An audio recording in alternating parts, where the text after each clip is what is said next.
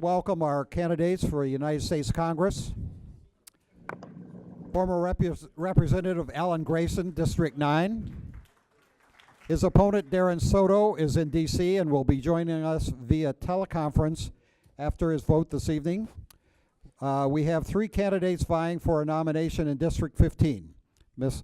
Kristen Carlson, Mr. Andrew Learned, and Mr. Ray Peña. The candidates from our Southern District, District 17, Mrs. April Freeman is ill this evening, and Mr. Pollard has a work commitment that wouldn't allow him to be here. So with that, I would turn the floor over to Dr. MacManus, and we will hear their opening statements. Thank you. Good evening, candidates. Good evening. Good evening, audience, again. They've had a lively session with the House and the Senate candidates, and I know this one's going to be just as good.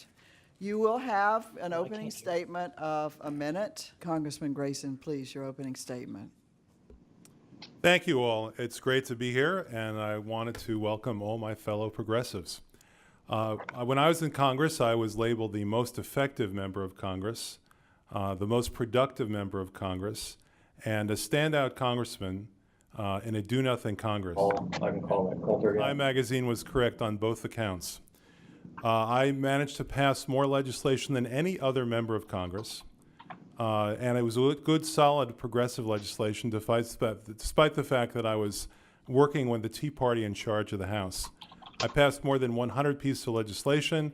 I funded and finished a VA hospital here in Orlando. Orlando was no longer the largest city in the country without a VA hospital. When I found that the northern side of Orlando was getting a $100 million project for Sunrail, I sat down with the Secretary of Transportation and made sure that we got the same on the south side, and soon there'll be stations open in both Osceola and Polk. What I'm trying to convey is that you deserve a member of Congress who gets good things done. There are some people who say that you can't get anything done in Washington, D.C. Those people shouldn't be in Washington, D.C. We have the privilege in a functioning democracy to make the rules that we all live by, and we have to fight for our fair share. That's exactly what I did when I was in Congress, and I was successful over and over and over again, bringing an extra $100 million into our district in my first year. So I'd appreciate your support because we need to let the good times roll again. Thank you. Ms. Carlson, your opening. Very much. I also appreciate being here. My name is Kristen Carlson. I'm a first-time candidate. I'm a lifelong Democrat. I've lived in Polk County, raised my family here, and worked here for 39 years. I am the only candidate that has been rated strongly progressive in District 15 by this organization. I worked my whole life to help people. I worked as a prosecutor. I worked as general counsel for the Florida Department of Citrus. I worked as chief counsel for the Florida Department of Transportation just down the street here in Bartow. I've worked many years as a lawyer and as a litigator to help people, to help solve problems, and often these problems were big problems and important problems for the state. I'm results-driven, and I have a long public track record and understanding of government to help get things done in Washington. There are many big problems we face as a nation, and these are like affordable and accessible health care and better public schools, secure retirements, and all these things matter to me. Thank you. Mr. Learned. Hey, thank you everybody for coming. My name's Andrew Learned. I'm the Navy officer in this race. I've been at it a little over a year now. If you haven't heard about me or my story, I got into this after on Trump's third day on the job, he ordered a mission into southern Yemen that got one of our guys killed. It was the raid, you might have heard of it, where he took the briefing in a Mar-a-Lago ballroom instead of in a classified setting, then forgot he did it because a couple days later he tweeted the Muslim ban the night before the team was to go into country, and Ryan didn't make it home that night. And that was the night that I went home and did some soul searching and decided I was gonna come home and I was gonna run for something. Been at it ever since. We've always been the little race out here that nobody was talking about, building momentum until we finally forced Dennis Ross into an early retirement. So I'm proud to say that one way or another, our canvassing and the grassroots momentum that all of you, because I see a lot of our canvassers out there tonight here, thank you for helping us get this far. Thank you for putting us in this position. We are going to keep fighting. We've picked up we started, I see Darlene in the back, with one of the local Indivisible chapters started us off. Now we have Indivisible National, Our Revolution, a whole bunch of folks coming on with endorsements. So thanks for having me. I'm looking forward to the questions. Thank you, Mr. Peña. Good evening, ladies and gentlemen. My name is Ray Peña. I am a candidate for U.S. House of Representatives, Congressional District 15. I am the first Hispanic American congressional candidate aspiring to represent you, good people, in this district. I'm a military veteran. I served with the United States Coast Guard between 1974 to 1978 during the Vietnam-era war. I also retired from the police department. First started out with the Metropolitan Police Department in District of Columbia, and then I went on to the San Jose Police Department, where then I retired as a detective after 26 years of honorable service. I then opened up my own small business. It's called Guardian Aviation LLC, where I'm a commercial pilot flight instructor in helicopters. I am the only candidate that stands before you people. I'm a 40-year member of unions, and I am the only candidate here on this stage that has not accepted any special interest money or any PAC money. I believe in open government, fair government, honest government. Ladies and gentlemen, I will represent you with honesty, integrity, and transparency. Thank you. Congressman Soto, I hope we've gotten all the bugs worked out of this now. Would you give your opening statement, please? Yes, thank you. And it's so great to be here with the Polk Progressive Democrats. I'm live here from Washington, D.C., and I'm just so proud to be able to stand up for our progressive values up here in Washington. Whether it is fighting to protect Obamacare, Social Security, Medicare, and Medicaid, whether it is stopping Trump's wall or voting against the GOP tax plan, whether it's standing up for LGBT values, whether it's fighting to make sure that we have the rights for so many different individuals, from our Muslim American community to women and others. We have been there to fight, but we've also delivered when the district needed it. When Hurricane Irma hit Polk County, we brought back millions for FEMA relief.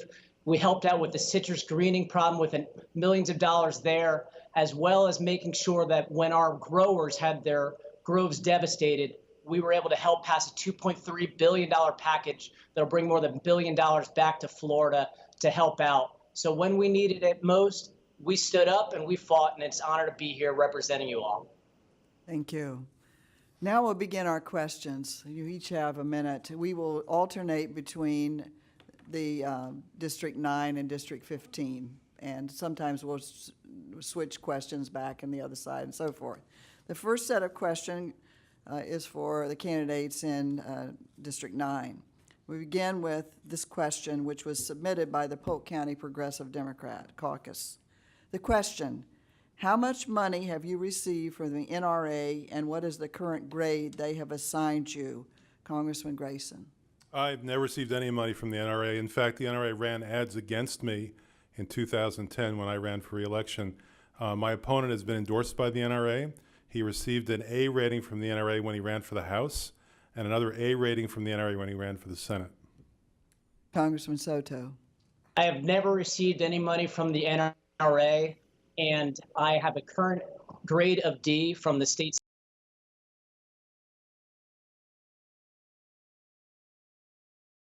We're going to try to call you again, Congressman Soto. All right, we're going to move on. Next question for you, District 15. Sorry, this is a different one. And this was submitted by the Democratic Women's Club of Lakeland. Here's the question: what would you propose to solve the immigration crisis? Are you willing to fund the President's border wall proposal in exchange for getting DACA recipients a path to citizenship and improve the overall process for asylum seekers to make it faster, more efficient, and less traumatic for family units, especially children? Try to sort through it. Answer again: the border wall, solving the crisis, the DACA versus citizenship. Your best answers on immigration. We'll start with you, Ms. Carlson. First off, I believe that immigration reform, comprehensive immigration reform, is necessary. I think it's going to require a bipartisan solution.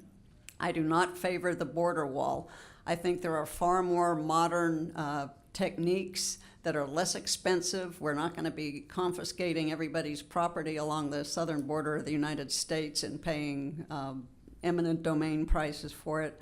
But I do think we need a path for the dreamers. I think we need a path for immigrants that are here, often cases today illegally. They need to be given a pathway to citizenship so that they can continue adding to our economy.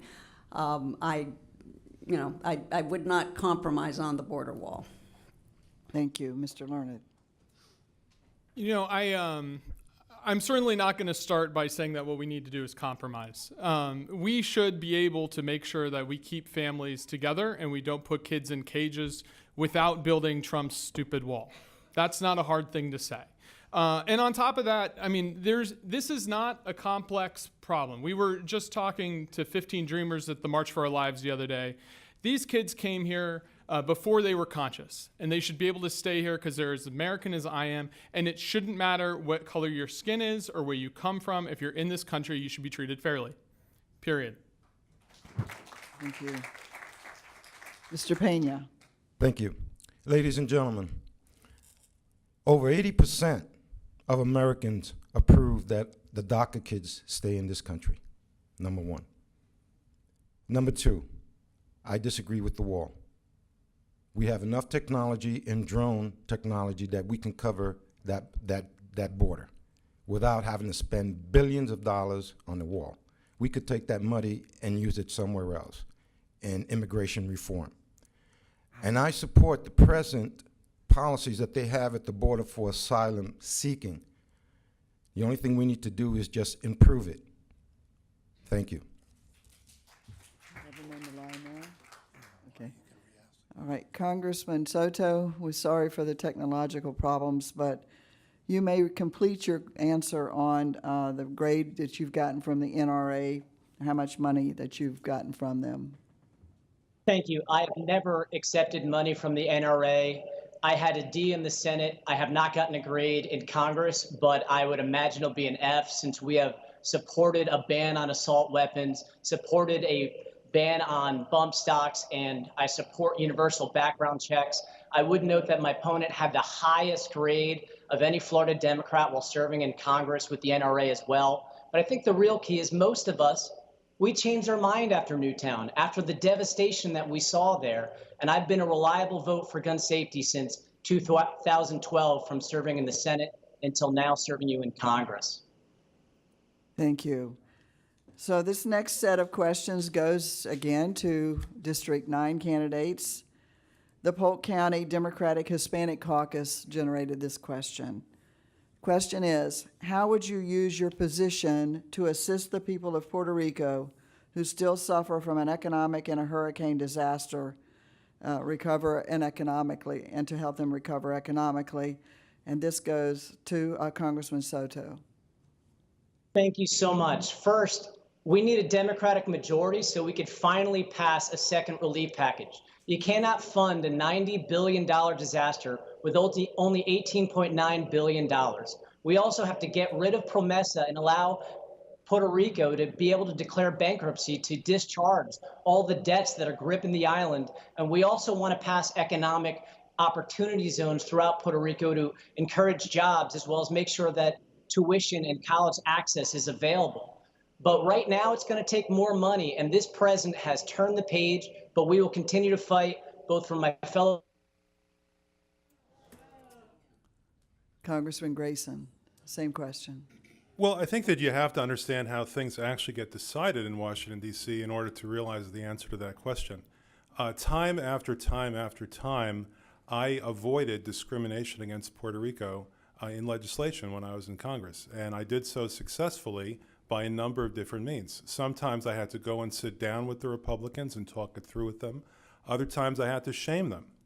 But whatever it was, it required actual tenacious effort in order to be able to accomplish that, and we were successful. When I was in Congress, you did not see the kind of discrimination against Puerto Rico that you've seen since then. And the reason for that is that each weekend, when we received the bills for the following week, I went through the bills with a staffer, and we decided and determined whether there was anything in these bills that discriminated against Puerto Rico. And if there were, then by Monday, by noon, we had an amendment that was going to be able to eliminate that discrimination. And we were successful time and time and time again. The Republicans don't want to be seen as being discriminated against Hispanics, but you have to identify these things. You have to flag these things for them. You have to go and talk to them, and that's how you make it happen. Thank you. Next question, District 15 candidates. This is again a question from the Polk County Progressives. What measures should be taken to get big money out of national politics? Mr. Learned, you're up. You have to elect a Democratic Congress. You know, I got into this, like I said, a little over a year and a half ago when nobody was talking about this race. And if you've started your process by going to every friend and family member and begging them to help you get the resources you need to kickstart a campaign that you have almost no shot of winning at the start, then you'll know the pain that we've been going through for a little over a year. I think it's important that we stay grounded as elected officials. I looked the other day, and I'm proud to say that if I get elected, I'm like 99% sure I would be the poorest member of Congress, and I'm really okay with that. We've built this campaign off of thousands of individual donors at this point. 3 times as many individual donors have contributed to this race for my campaign than have ever given in the history of this race, Republican or Democrat. And there's a lot of people who think they might be able to get in now and get, $500 donations a piece. We're building it off of the $10 kind and the $15 kind so that when I get there, I'll be owned not by them, but by you. Thank you. Mr. Peña. Thank you, ma'am.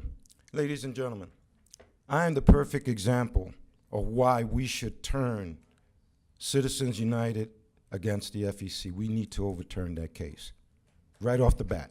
Number one, I am this candidate that stands before you. I have accepted no PAC money, no corporate money, no special interest money. And the very little money that my campaign has, I'm proud. I wear that as a badge of honor, because those are the little dollars that I got from hardworking Americans like you. Thank you. Ms. Carlson. I think that reversing Citizens United will end up requiring a constitutional amendment. I know that's a heavy lift, but I think that's a fact. In order to do that, we're going to have to get 2/3 vote in the House and the Senate, and that's going to require winning elections. So I think for the time being, we can push back, we can squawk, but I think you're going to need to change the law. Thank you. Next question for District 9. This is from the Democratic Women's Club in Lakeland. Question: what is your position on a woman's right to choose and the future of Planned Parenthood and similar organizations? Congressman Grayson. Thanks. Before I answer that question, I just want to say something about the previous question for the rest of the panel.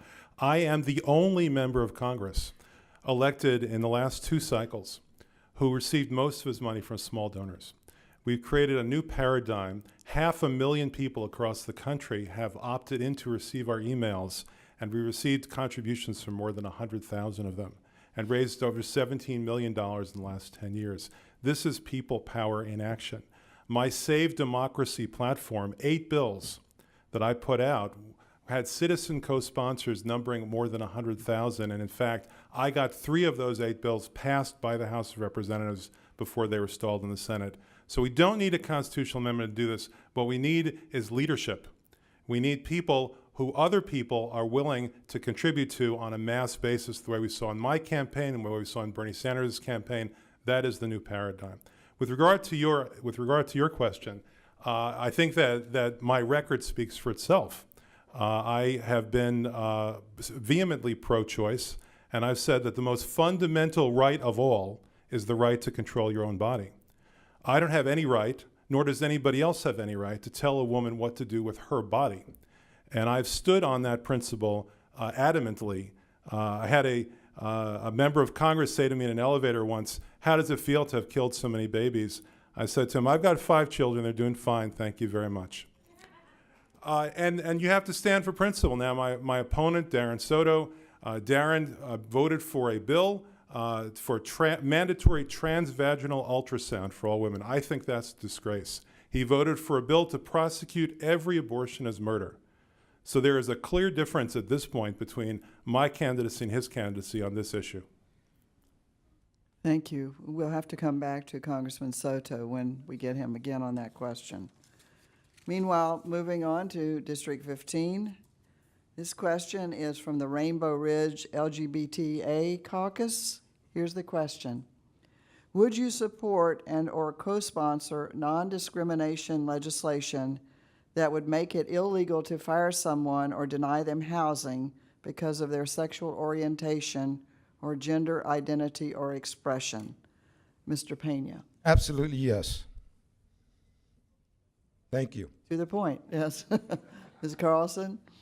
Again, absolutely, yes. On day one, I would join in the sponsorship of the Equality Act. Mr. Learned?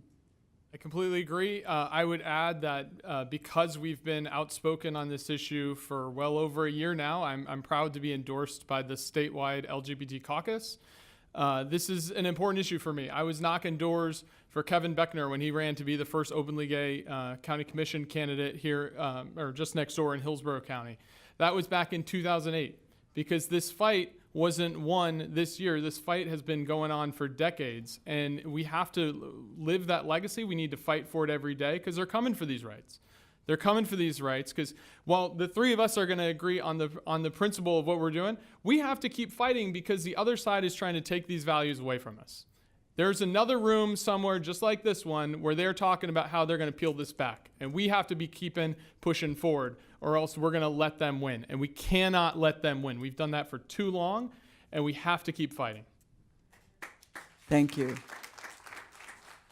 Congressman Soto, here's the question for you. What is your position on a woman's right to choose and the future of Planned Parenthood and similar organizations?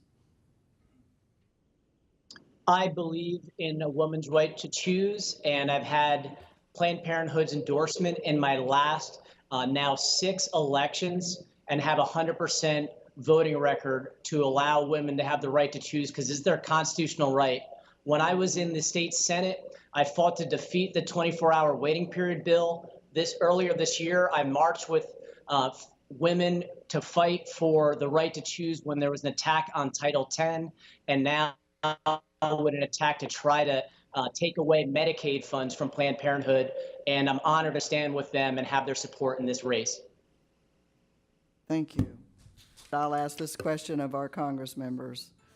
The question is from Polk County Progressive Caucus. What measures should be taken to get big money out of national politics? Mr. Soto, Congressman Soto. Well, first, we have to overturn Citizens United, and I'm on a bill to do just that. We also need to make sure that if money's coming into politics, that we know who's doing it. And right now, the Supreme Court's the biggest issue.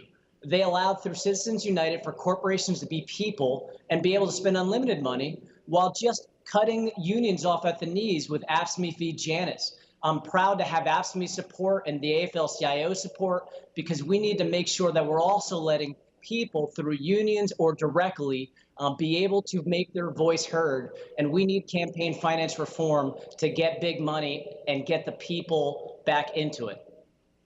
Thank you. I think the next question also goes to the Congress members from District 9. This is from the Solivita Democratic Club. Do you feel there should be a national minimum wage, and if so, what should it be? Congressman Grayson. Yes, I was one of the earliest supporters of the Fight for 15, and I've said over and over again that you cannot survive on $7.25. That's just not possible. In general, what we have to do is make sure that people get a fair day's pay for a fair day's work, and that includes benefits as well. I was the first member of Congress ever to introduce a bill to require paid vacations. We literally have over 20 million people in this country who never get a day off. They're not entitled to any paid vacation whatsoever from their employers.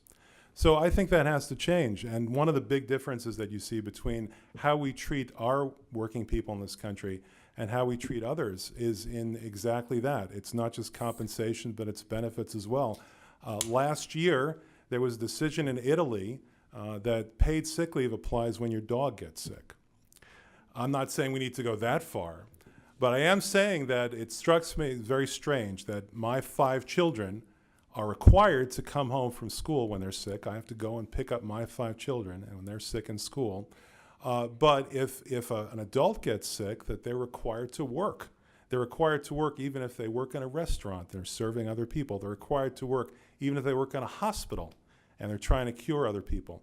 That just doesn't make any sense. So we need higher pay, we need better benefits, we need pensions for everyone, and we need to make sure that people are properly compensated for their work. Thank you, Congressman Soto.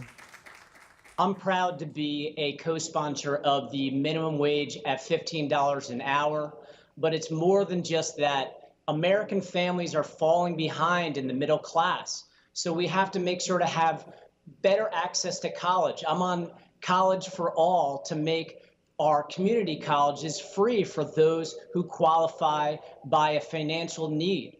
I also believe that healthcare is a right, and so I'm honored to be on Medicare for All so that we can open up and make sure everybody has access to healthcare. We also have a problem with Social Security, Medicare, and Medicaid, in that the GOP tax cut, the tax scam, is going to add $2 trillion to the deficit, and now they're already trying to, with their budget proposal, trying to cut those things. We need to stand strong and let not one penny be cut from Medicare, Medicaid, Social Security, and we need to make sure that we also take care of our union pensions by refinancing some of them that are in trouble in the multi-employer pension plans that we have in this country. Thank you. Thank you. District 15. This is from the Sola Vida Democratic Club. What underdeveloped economic areas have you identified in your district, and what would you do to take advantage of those opportunities? And Mr. Learned, you're up. You know, we've been canvassing the district for over a year now. So Progress Village, Plant City, right here in Lakeland, there are problems everywhere. But I would be the first one to tell you, these aren't, people that are struggling aren't the ones that live in neighborhoods where it looks like they're struggling. There are plenty of people in really nice houses that are completely underwater and cannot make their healthcare costs. And if you think this election isn't about healthcare, and those of us with pre-existing, I know the economists will say that 1 out of every 6 of us have a pre-existing condition. I'm convinced we all have one at some capacity or another, whether you're willing to admit to it or not. I know you're out there. We all have a pre-existing condition, and that's why it's not good enough to be talking about how we're going to fight in the margins. We have to fight for Medicare for all. We have to make sure that people in this country, in the richest country in the world, have access to health care. Because we can't live in a place where the number one cause of bankruptcy is health care costs. We have to fight back. Thank you. Mr. Peña. Thank you, ma'am. Ladies and gentlemen, my platform has always been health, education, and jobs. I first started out with fighting for the people and affordable health care. But since then, I modified my platform, and I believe that we're at a point in our country where we need to have extended Medicare for everyone in this country. And I concur with the other panel members here that the pharmaceutical industries are driving our costs straight through the roof. Our co-payments are going straight through the roof, and we just cannot keep up. So I am a fighter for Medicare for all in this country, and that's the way I'm going to take it to Washington, D.C. Thank you. Ms. Carlson. I think specifically the question was, how would I address underserved communities? I think there's a number of ways a community can be underserved. Some areas, for example, have schools that are not up to snuff. Other areas, for example, areas with African Americans, they have social justice issues there, whether it's over incarceration, whether it's underrepresentation in public facilities. And I think Andrew said every aspect of this district, somebody is underserved. And I think that in order to get the equality back into it, we need to get the better jobs, better wages, better education, and those are the ways to expand the middle class. Thank you. District 9. This question is from the PCPDC. Question: what will you do to help heal the divisiveness in our country that has led to the targeting of immigrants and others of color? Congressman Grayson. Well, I often remind people that I'm fortunate enough to be an American by birth, but that's not a decision I had to make. And who actually deserves more consideration, people who are Americans by birth or people who are Americans by choice?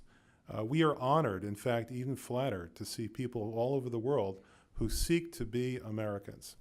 And we should cherish that. We shouldn't turn a hard eye toward people who simply have no desire except to join us in following the American dream. I was a staunch supporter of immigration reform and a short path to citizenship, not merely a path to citizenship, but a short path to citizenship.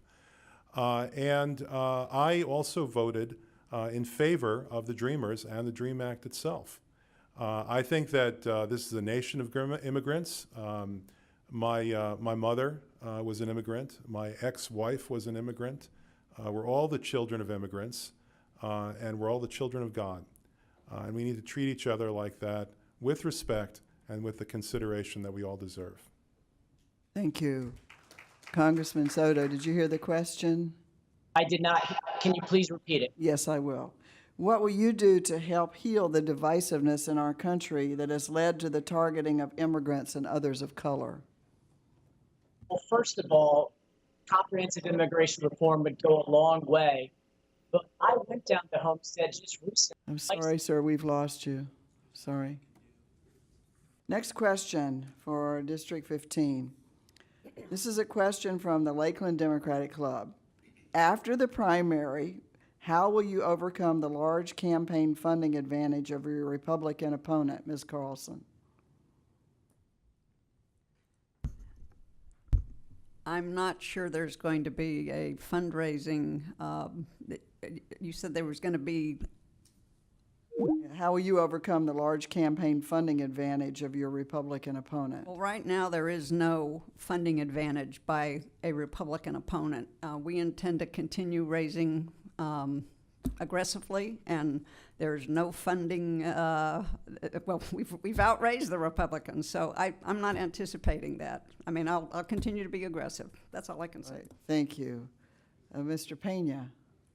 Well, ma'am, back to what I was saying earlier. I'm the candidate here before that I have the littlest money that I've received from constituents in the district. I'm proud that I wear that badge of honor. But as so far as trying to raise money and overcome the Republicans, I'm not even nowhere near that ball game, to tell you the truth. Mr. Learned. You know, we're on track. The way we compete is not by letting special interests and large corporate PACs buy elections. We had this question earlier, and we can't let it keep happening. We've been building a grassroots campaign of thousands of small dollar donors that are going to compete with Republicans in November, because the power is not in special interests. The power is not in the lobbyists. The power is not in Washington or in Tallahassee. It's right out here. And it's right at the people that we've been knocking doors on. It's right at the people who've been coming to our house. We had 90 people show up to a house party 2 nights ago. 90 people. This doesn't happen by one person donating $5,400 at a pop. This happens because 90 people all chipped in everything they could. They emptied their wallets and they made sure that what little they had was going to go to making sure that they had a progressive voice in Washington that they can control. Not special interests, not lobbyists, them. Thank you. Next question for the District 9. Congressman Grayson, the Polk County Democratic Hispanic Caucus would like to know what steps have you taken to date to earn the trust of Hispanic voters in your district? Well, by delivering. If you walk into any library in Orange County, every Spanish language book that you see in that library came from me and from my congressional office. We got a $500,000 earmark. And by the way, the only earmarks in the entire history of Central Florida that went to the Hispanic community came from me and from my office. In addition to that, we got a $220,000 earmark to teach business skills to Hispanic entrepreneurs through the Chamber of Commerce, specifically the Hispanic Chamber of Commerce, in Spanish, so that that opportunity was equal throughout the entire community.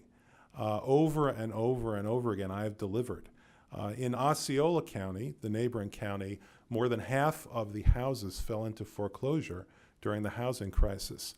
I got a 50% increase in bilingual housing counseling, Spanish language housing counseling, so that people can stay in their homes. And by the way, the Grayson mandatory mediation program, a program that I designed and had our local courts adopt, cut those foreclosures in half. For many Hispanics, your home is your savings account. And I've done more than anyone else, to make sure that that home stays yours. Thank you. I understand that we have audio only from Congressman Soto. Can you hear me, Congressman? Thank you so much for the question. You know, over the years, we have led for issues that are critical of our fellow Hispanics in our community. I've been able to get dreamers admitted to the Florida bar and stop an Arizona-style law. We brought a Valencia Poinciana campus to an area where Hispanics were falling behind in access to education. In Congress, we fought to stop separation of families. We fought for our dreamers.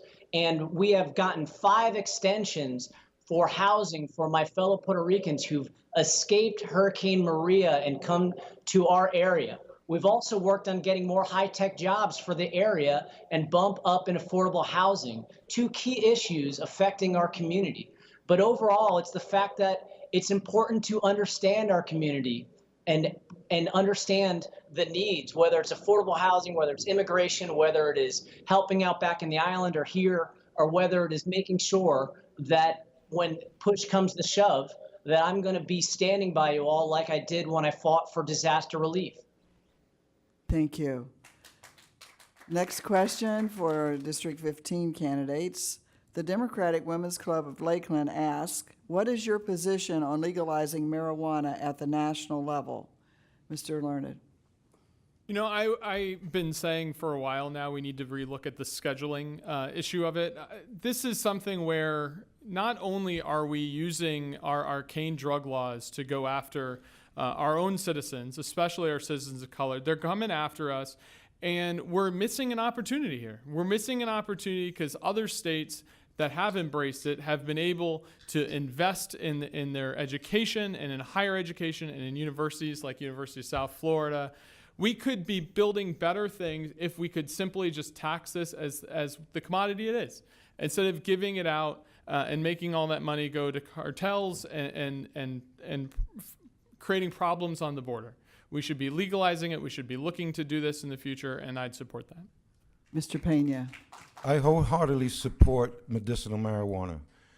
As a resident of the state of California in 1990. This is legalizing marijuana in general, not just medicinal, just for clarification. Okay, yes, ma'am. At the federal level, I do support legalizing it. Yes, ma'am. Thank you. And you, Ms. Carlson. I would support legalizing it. I think in legalizing it, we have the ability to tax it. We have the ability to regulate it. We have the ability to keep it out of the hands of minors. And I would favor legalization. I would also want to comment that our marijuana laws have been part of a failed war on drugs that have destroyed communities. They've and families, and they've put us in a hostile relationship with our our law enforcement. And I think in order to stop that, we need to legalize marijuana. Thank you very much. Next question to District 9 candidates. This question comes from the Polk Progressives. What practical measures do you propose to address climate change? Congressman Soto. First, I think we need to re-enter the Paris Climate Accord. It is absolutely atrocious that we're the only country in the world, when we're supposed to be leading, that isn't doing that isn't a part of it.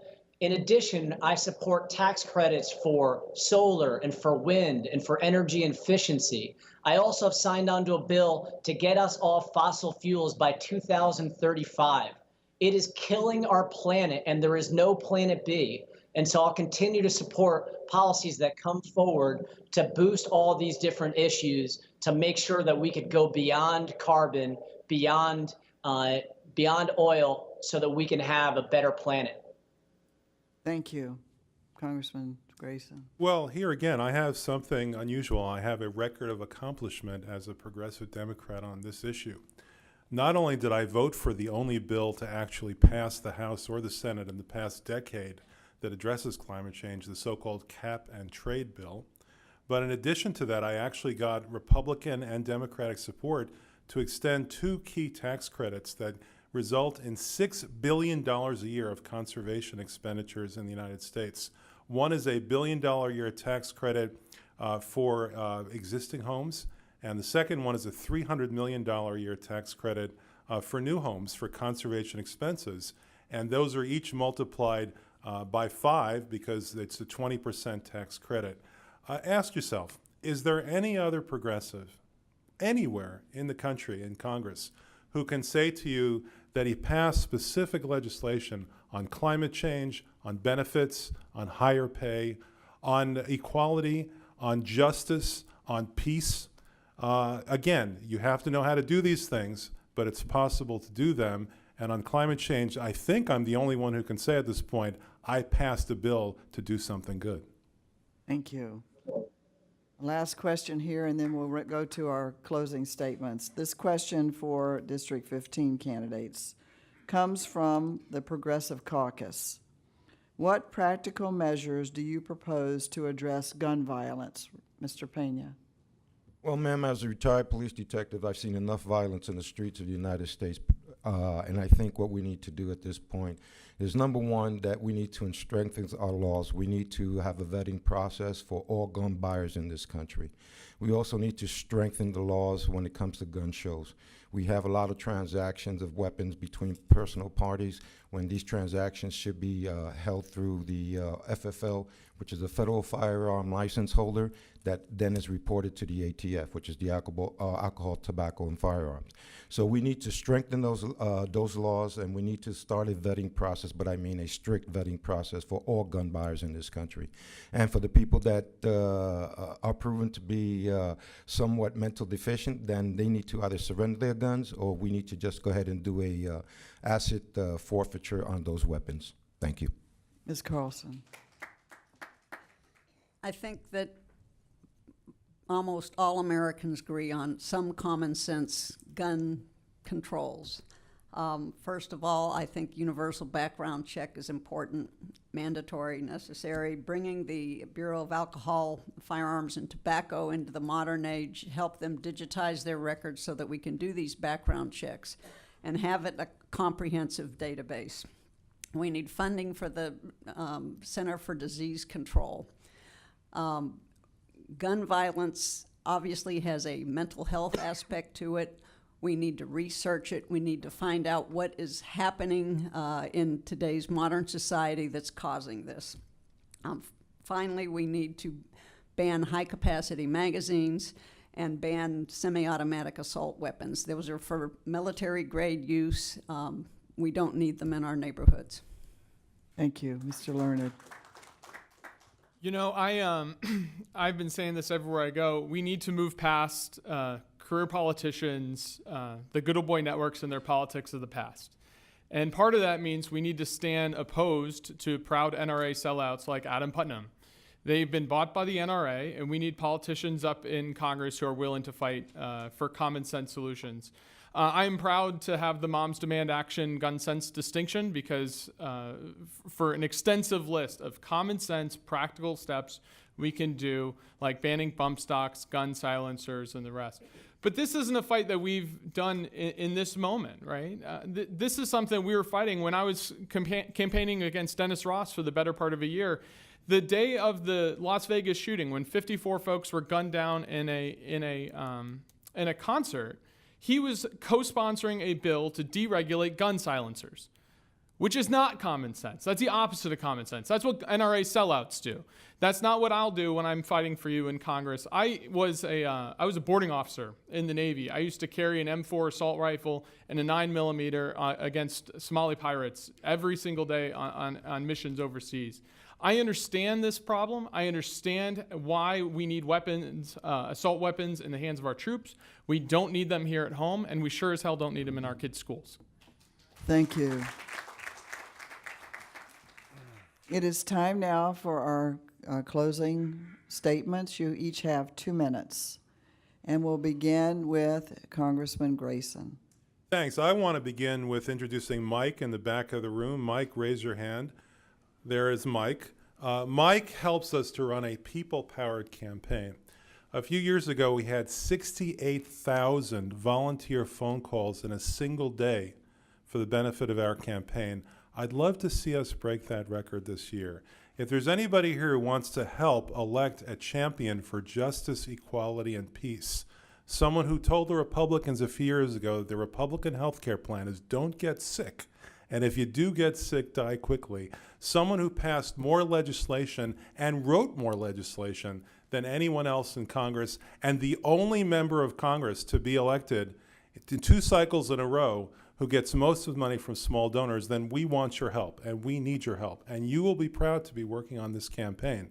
This is a successful campaign. We have, as I mentioned before, received contributions from 120,000 Americans all across the country, all good, solid progressives. And you can call me a national progressive leader, and I'm proud to be that person. Ed Schultz recently said, this guy is what it's all about. Because we need people who aren't just fighters, but people who are winners. People who are winners. People who can actually get good things done for the community, for the state, and for the nation, and even for the world. That's what we need in Congress right now. Now, right now, today, there's $4 billion being spent to improve I-4 north of downtown Orlando.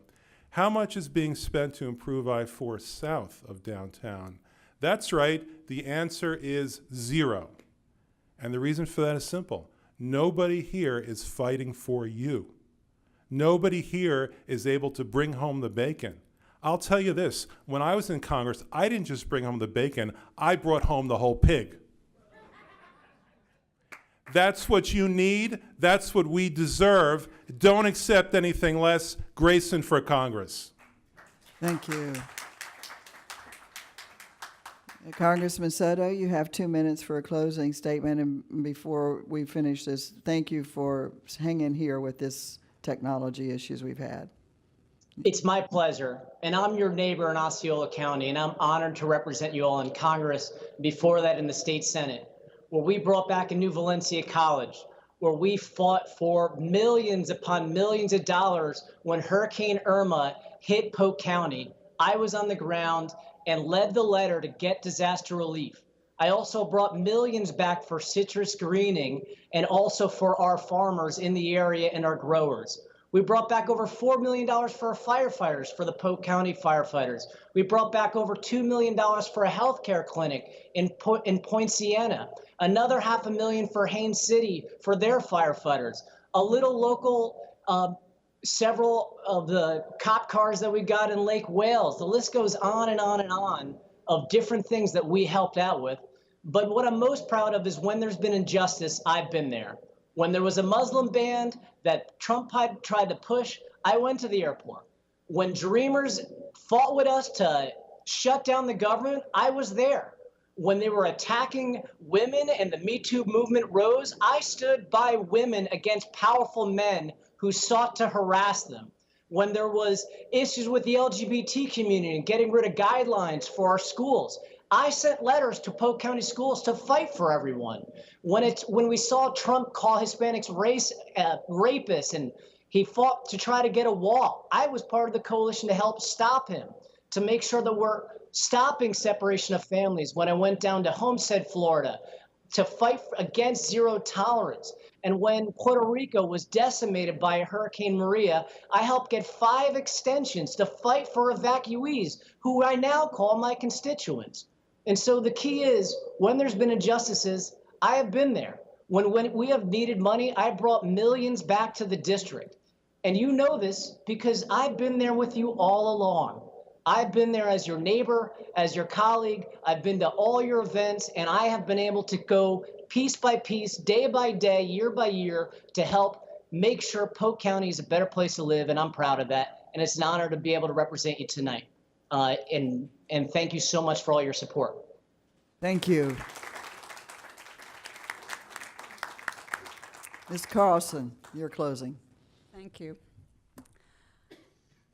I mentioned in my opening that I've lived in Polk County for 38 years, but one thing I've noticed about District 15 is we seem to be, we're between Tampa and Orlando, and we don't have our own identity. It's my plan in Congress to help District 15 get its own identity, to get its own higher wage jobs. We're not just going to be a logistics center and warehouses and truck drivers for Tampa and Orlando. But backing a little, getting up a little higher than District 15, President Trump is looming over this entire election. He's upended our shared democratic values, our cherished institutions, our rules-based order, both domestically and internationally. Today, you know, you open up the newspaper every morning and something else has happened, but he set another new low today in Helsinki. I'll fight every day to restore those values, restore American values, restore America to being the greatest nation that he's trying to erode. There are huge problems we have to work on. I will fight for those problems. I'll fight for affordable health care. I'll fight for higher wage jobs. I've been fighting my whole life, but today I'm ahead in the polls for our primary. I've raised more money that any Democrat has ever raised against a Republican. I raised more money against all the Republicans and Democrats in this particular race, this cycle.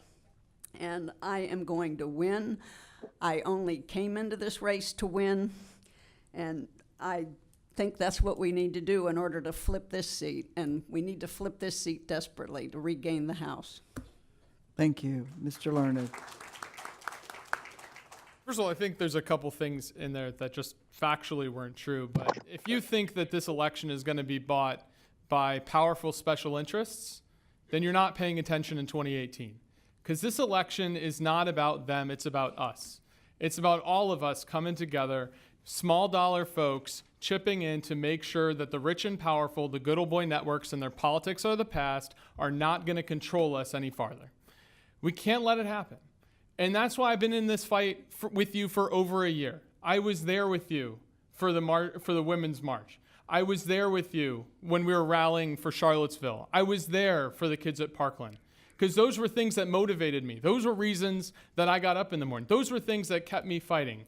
Those are the things that keep me fighting. I told you at the beginning of this that I got in this for Ryan and our sailor who didn't make it home from my deployment. And that is absolutely true. That's why I got in this. But it's not the reason I stay in it. I stay in it because over the year, I've met parents who've lost their kids. I had a mom come up to me at a house party a couple weeks ago who her son survived an IED blast in Iraq, only to come home, get overprescribed opioids, and then when the VA wouldn't pay for it anymore, he turned to heroin, overdosed, and passed away. Right here in Lakeland. Right here in Lakeland. I've met parents who've shown me their drug cabinets, where they bring me over by the arm, walk me over to their kitchen, show me the cabinet, and they say, everything in this cabinet I couldn't afford if it wasn't for the Affordable Care Act. And Dennis Ross tried to take away my ability to pay for my kids' prescription drugs. You think this election is about rich and powerful people and not that mom in that moment? That mom's gonna knock doors. She's been knocking doors. We've been knocking doors all year because this election is about us. It is about what we are doing together to resist this administration.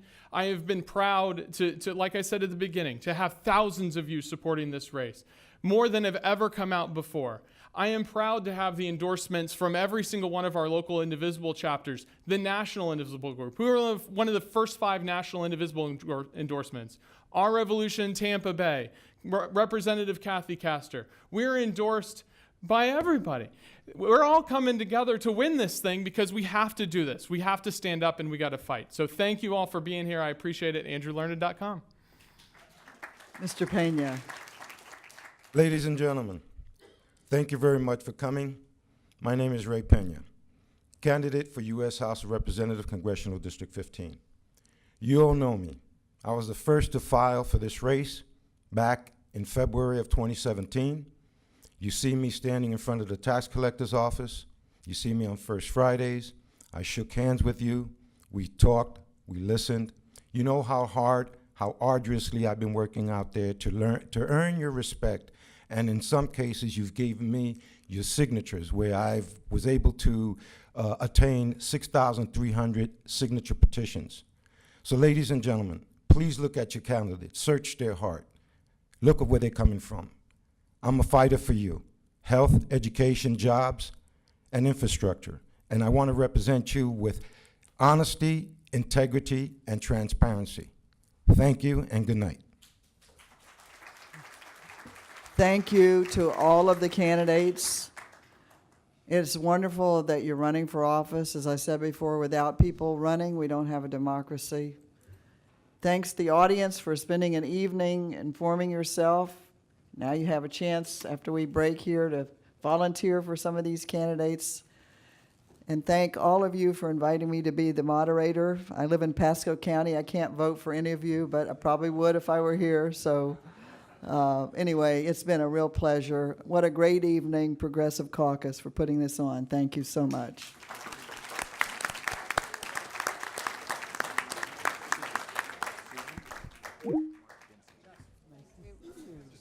Thanks to all of our Democratic candidates in these chambers with us tonight for stepping up and holding our progressive values by running for these prestigious offices.